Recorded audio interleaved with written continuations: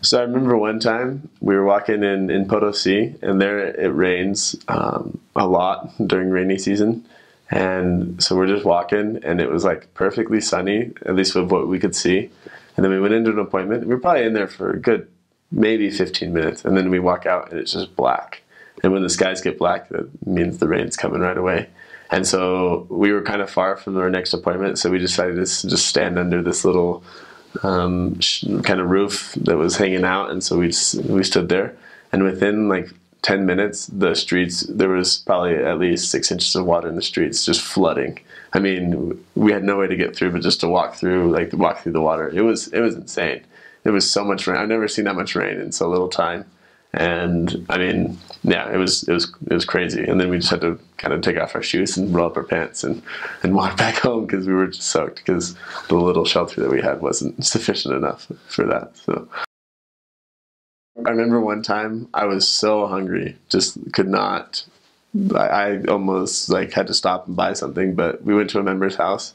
And I think I prayed and said, Heavenly Father, please have her just give us some food. So she gave us some food, and she gave us this plate.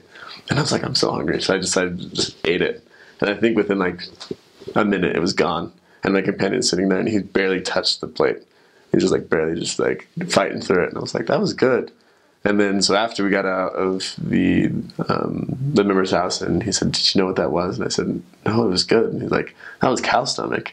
And I said, no, it wasn't. He's like, yeah, that was. And the same member gave us cow heart, which is actually not bad. I actually liked it. I ate llama.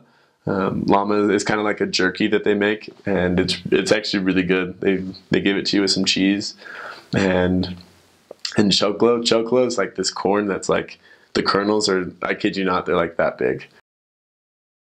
I would say the most important lesson that I learned from serving my mission is hard work and managing my time.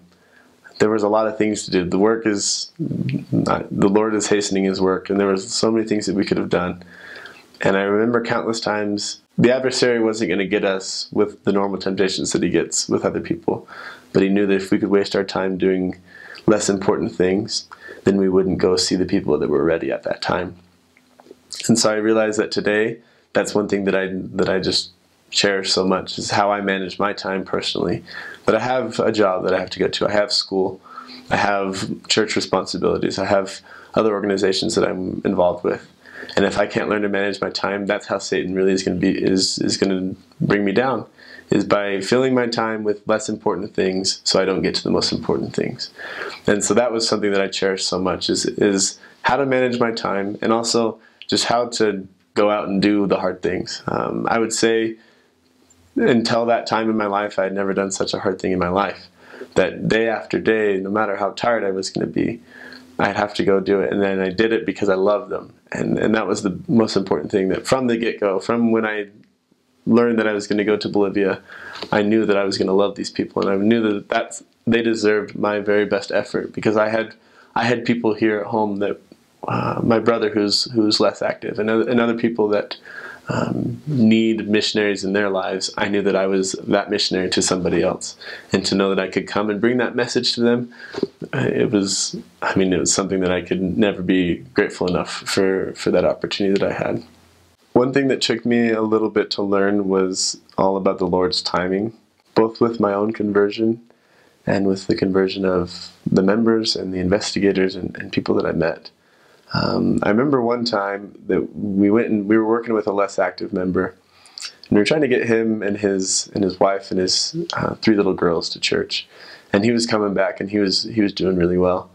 And then all of a sudden he brings his nephew and his wife and his other nephew to church. And his other nephew had been super interested in the church, but wasn't baptized because of his parents.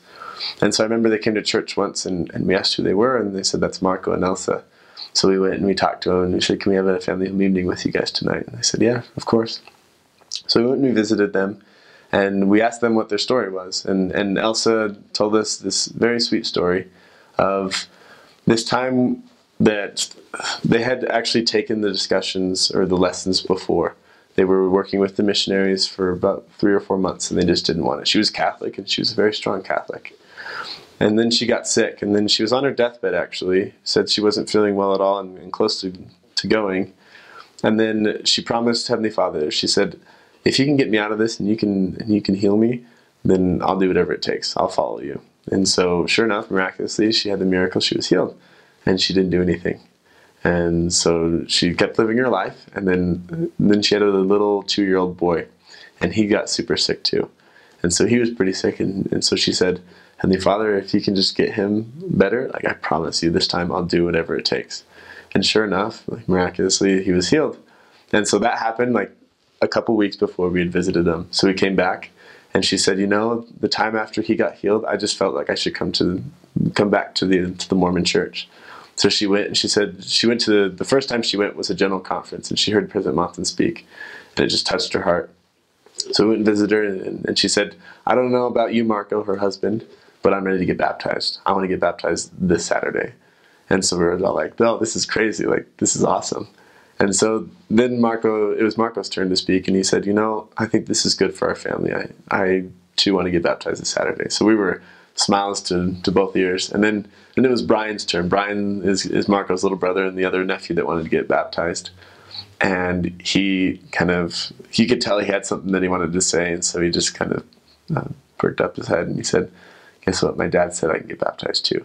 And we said, no way, that's so awesome. So we worked so hard for that week. We made sure that they understood all of the lessons, all of the commandments. And we baptized them. And it was the most amazing spiritual experience that his dad was able to be there. And he bore a testimony that was so sweet and so powerful. And then I remember that was about a year into my mission, and so I felt like they were going to be a strong family, be able to go to the temple. And I remember right before I was coming home from my mission, I got a phone call from her, and she was crying, and she said, Marco left. And I said, what are you talking about? She said, he just left. He just went to Brazil, and he said he's not coming back, and he's just going to leave me with our little boy, and he's mine to deal with. And I was frustrated. I was so mad at him. I wanted to call him up and go find him and say, what are you doing? Like, this isn't you. And so I kind of left with a bad taste in my mouth. It was pretty ugly of kind of what was going on. So she went to live with her parents, and she still would go to church. And then one of my companions actually a couple of months ago sent me an email, and he said, do you remember these people? And he sent me a picture. And it was Marcos, and it was Elsa, and they were together. And I said, yeah, well, of course. And I thought he maybe just like got an old picture of mine. He said that he actually had taken that the day before. And then Marcos came back.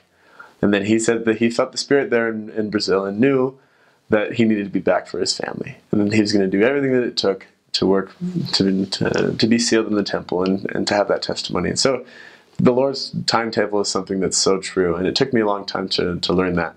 And I still maybe don't know it perfectly today, but I know that for them, for Marcos and Elsa, that's what they needed, that they needed those experiences. And at the time, as frustrated as I was, and even I'm sure as frustrated as the missionaries were before we taught them, they needed every step to be there. So it made me realize that every fruit that I had in my mission was not something that I would see. And everything that I did maybe wasn't going to have someone be baptized at that time, but it was a step in the right direction.